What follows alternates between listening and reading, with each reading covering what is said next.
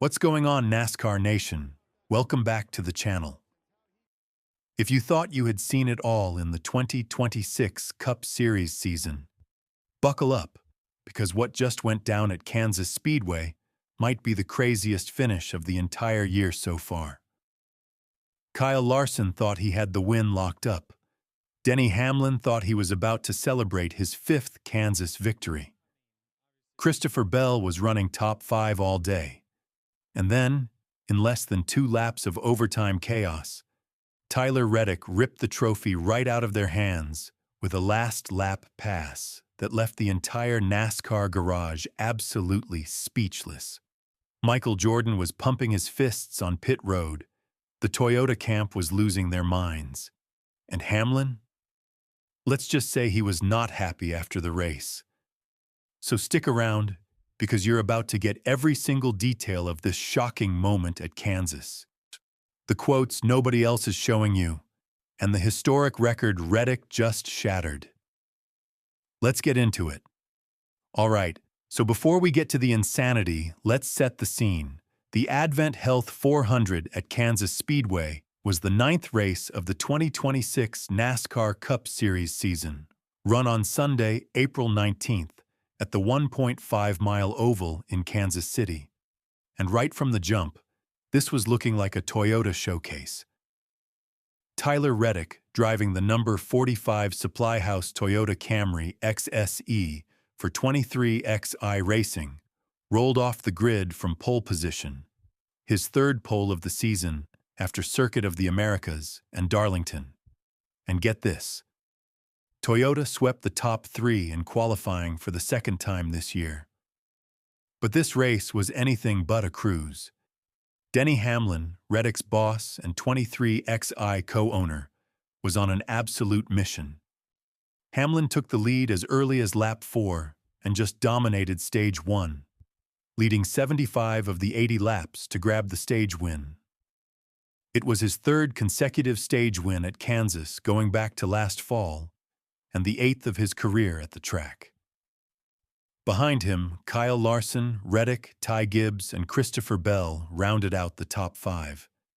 Then came stage 2, and Larson flipped the script. The reigning champion snatched the lead from Hamlin 1 lap after the restart and led the majority of the stage. During that run, Larson actually passed Kevin Harvick's record of 949 laps led at Kansas, becoming the all-time leader in laps led at this racetrack. Larson took the Stage 2 win, his 3rd stage victory of 2026. Now here's where things get juicy. The final stage kicks off, and Bell actually takes the lead from Hamlin shortly after the Stage 2 restart. For a while, we've got a 4-car Toyota Camry train up front: Bell, Reddick, Hamlin, and Wallace, with 6 of the top 9 all being Toyotas. It was absolute Camry domination. But then the final round of green flag pit stops hit with 52 laps to go, and Reddick, using the high line, ran down Hamlin and took the lead with 9 laps to go. Hamlin wasn't done, though. He was closing back down inside 5 laps to go, and with just 2 laps remaining, disaster struck for Reddick. His fuel system literally stumbled. The number 45 sputtered. Reddick had to switch to pump 2 in the Camry just to keep running, and Hamlin blew right by him into the lead. It looked over.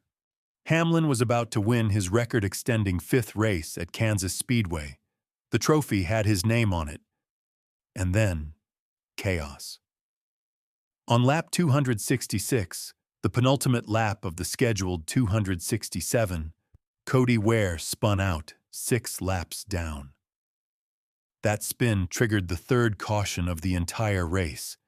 And remember, up to that point the race had been caution-free except for stage breaks. That yellow flag changed everything. All 16 cars on the lead lap dove onto pit road.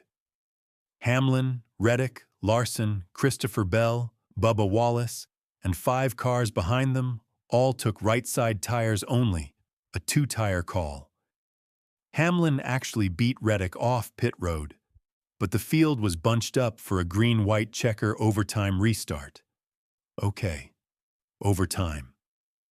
Lap 273, Hamlin on the front row.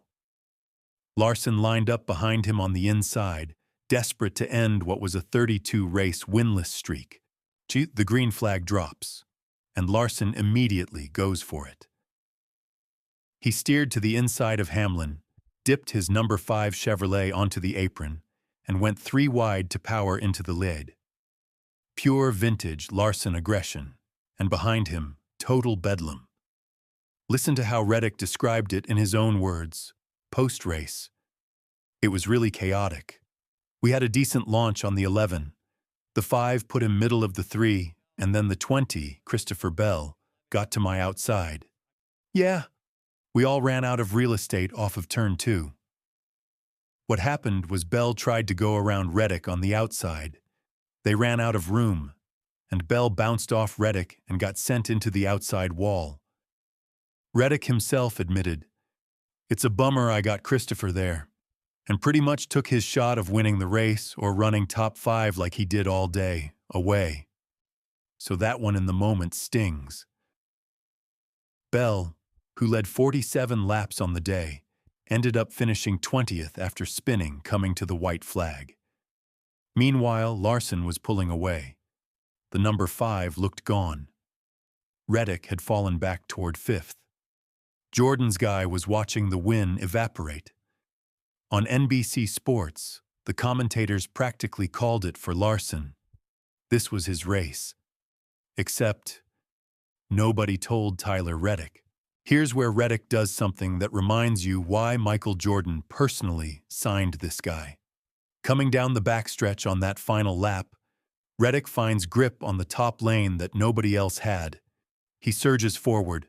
By the white flag, he's already back up to 2nd. And then, at the entrance of turn 1, he cuts underneath Larson. They go door to door through turns 3 and 4. Larson tries to save it.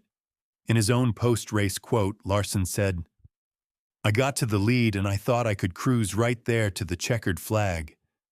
But my balance on 2 tires was just super, super tight. I didn't get through 3 and 4 fast enough. And then the number 45 had such a big run on me from behind. I thought I could go to the top to get some load into my front tires, but it still didn't turn there. That was a bummer." Reddick drove right on by. He cleared Larson through the final 2 corners and took the checkered flag by 0.118 seconds. That's it. Just over a 1/10 of a second separated heartbreak from history. Reddick's reaction on the radio said everything. Just really blessed with the late caution. Was that nuts or what? I couldn't believe it. And then the stat that has the entire NASCAR world buzzing. With this win, Tyler Reddick became the first driver since Dale Earnhardt in 1987 to win 5 of the first 9 races of a season. Just the 4th driver all time to do it. That's Richard Petty, David Pearson, Earnhardt, and now, Tyler Reddick. Now let's talk about the fallout, because this is where it gets spicy.